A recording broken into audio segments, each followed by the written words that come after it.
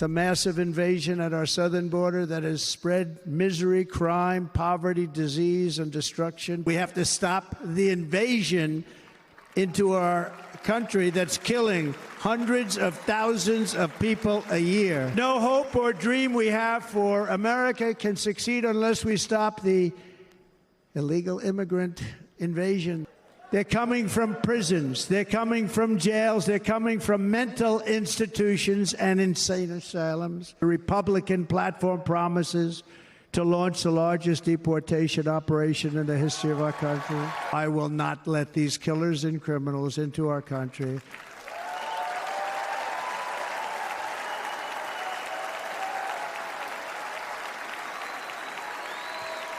I will keep our sons and daughters safe.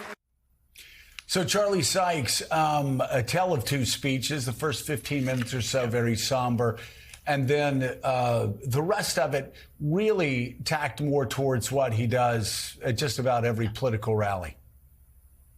It was an hour and a half long speech. Basically, what you had was that first 20 minutes then tacked on to a standard Trump rally speech that, made it very, very clear that all this talk about new tone or we're going to see a new Trump. No, this was the old Trump.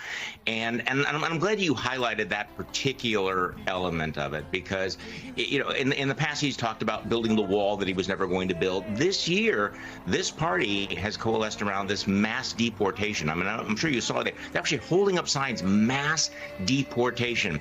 And this is one of those moments where you kind of take a deep breath and go, they're talking now about the forcible removal of maybe more than 10 million migrants. And I keep banging on this drum, but I think that we ought to ask questions about it. Who's going to do that? Police, military, going to deploy the National Guard? Are they going to go house to house? Are they going to demand people's papers? Are we going to have family separation? Will they be put in mass detention camps? Are we going to see hundreds of thousands of people put in boxcars and sent across the border?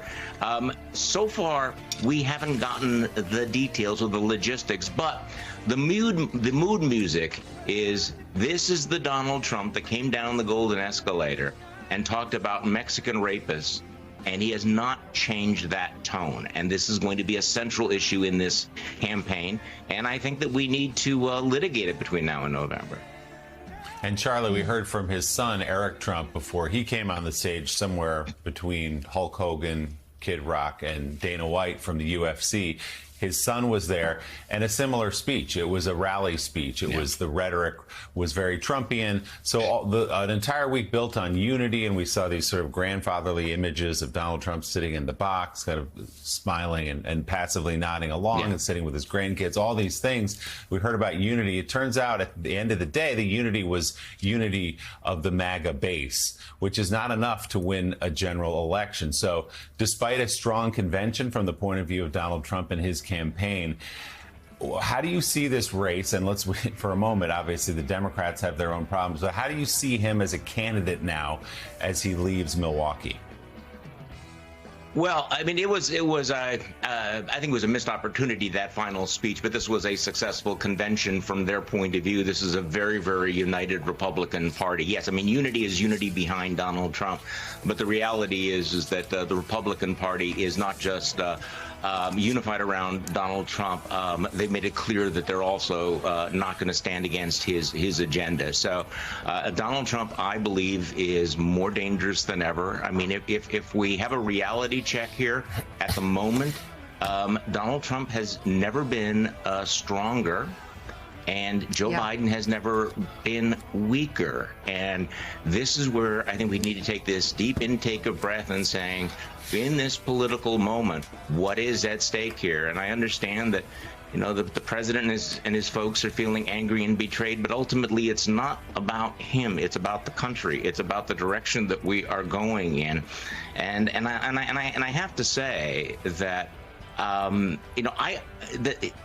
all the signals are blinking. All the alarm bells are ringing about what is the danger that we face. And I think that what we're seeing now on the Democratic side is is a reality check. And it's not a betrayal to stage an intervention and say we need to take the keys away from Grandpa because the stakes are simply too high here. And I think that this is what Democrats are going through.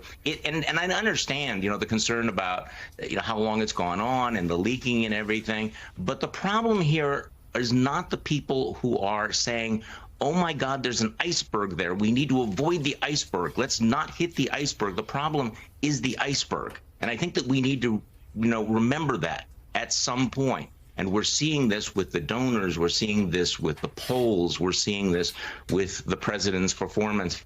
And I think it's crucial that at some point that Joe Biden, has unfortunately is in this sort of bubble of denial.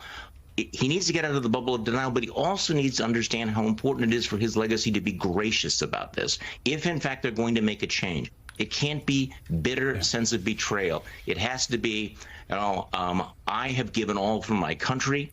The country will look at him and say, you've been a successful one-term president. You have the gratitude of a grateful nation, and then move on to the future.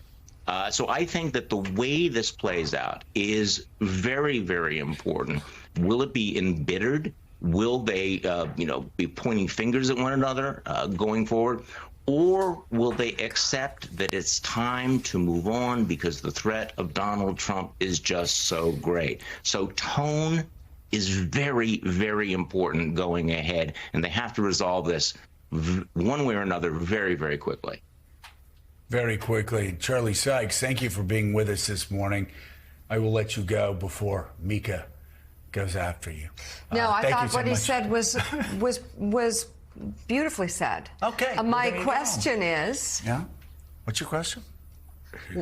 Nobody's talking about alternatives and a better one. A better one. They are talking about a better alternatives. Proven, there are people who believe that Kamala Harris is all of those things. I haven't heard that. There are also other people who were talking about an open convention. So.